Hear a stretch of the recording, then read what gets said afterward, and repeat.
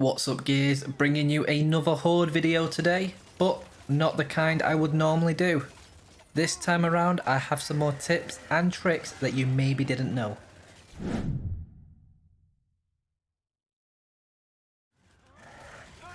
I have done one of these videos before with 5 separate tips, and I thought it was about time to do a second one.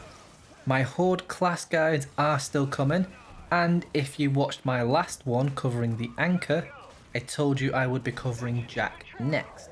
However, a few people have asked for a guide on the robotics expert, so I'll be covering that class instead. If you want to see when I upload that, be sure to subscribe or check back on my channel sometime next week to see that.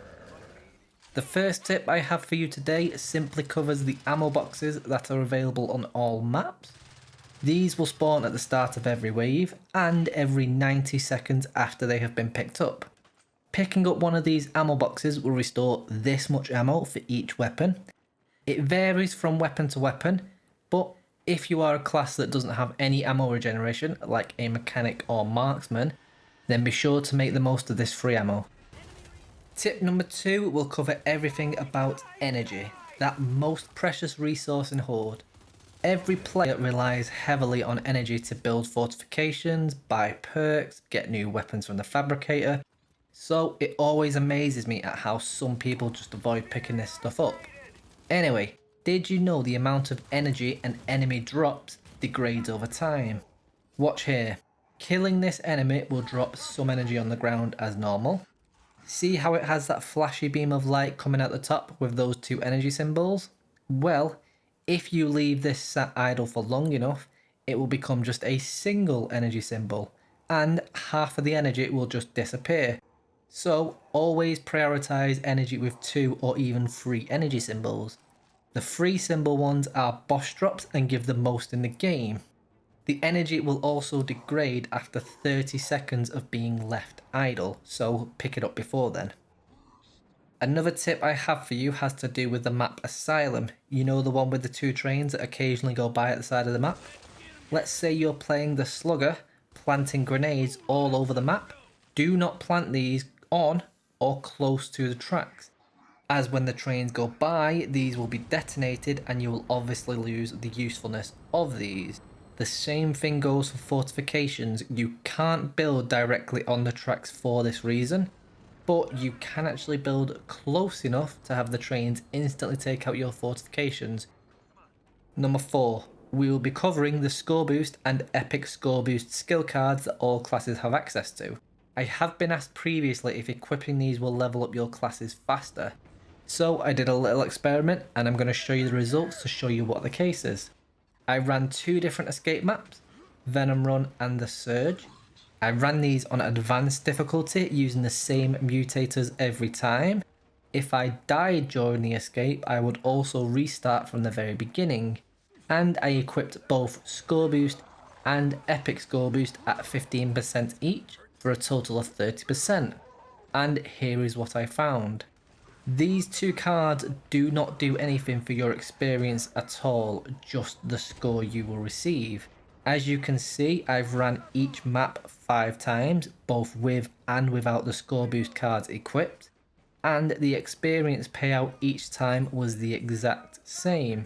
If you plan on leveling up any class quickly, make use of the daily and weekly Horde and Escape, especially when they provide class XP as a reward. Running Jingle Juvies on the hardest difficulty you can complete is another great option, or use the speedrunning method on the Surge escape map, but don't rely on score boost to do anything for your experience gains. The last tip I have for you today will cover every class generically. In all of my Horde class guides, I tell you how long each ultimate takes to come off cooldown once you have used it. For example, the Demolition's Artillery Strike takes 10 minutes to cool down, but the Anchor's Barrier only takes 2.5 minutes. However, it will only ever take this long if you stand around doing nothing. So long as you are dealing damage of any kind, this damage will slowly tick down your ultimate cooldown, and it's obviously going to be shorter. I did a few tests with this one. The first one I played as the gunner class and I did just over 10,000 damage, which reduced my reflective shell by roughly 30 seconds. So I did another test, this time as the anchor. This time I dealt just over 10,000 damage as well, which also reduced my barrier cooldown by approximately 30 seconds. Test number 3, I decided to do just over 20,000 damage, still playing as the anchor, which reduced the cooldown of my barrier ultimate by roughly a minute. By this point I thought it was clear that every 10,000 or so damage would reduce your ultimate cooldown by roughly 30 seconds, and that is the exact case. So I tried it one more time on the demolitionist. This time I did just over 20,000 damage and my ultimate cooldown was reduced by just less than a minute. Takeaway from this then, the more damage you do, the more often you can use your ultimate ability. Roughly 10,000 damage will knock off about 30 seconds. That's it for this video, just a quick short one for you today while you wait for me to finish my next class guide. Speaking of, I have a playlist that I'm going to link in the top right for all my previous classes that I have covered. Recently I also started to cover the escape maps. I've only done a couple so far, but they are on my channel if you are interested. If you like this kind of content, you can leave me a like on the video, or better yet, hit that subscribe button to see when my robotics expert class guide comes out. As always, take it easy guys, have an awesome day, and I will see you in the next one.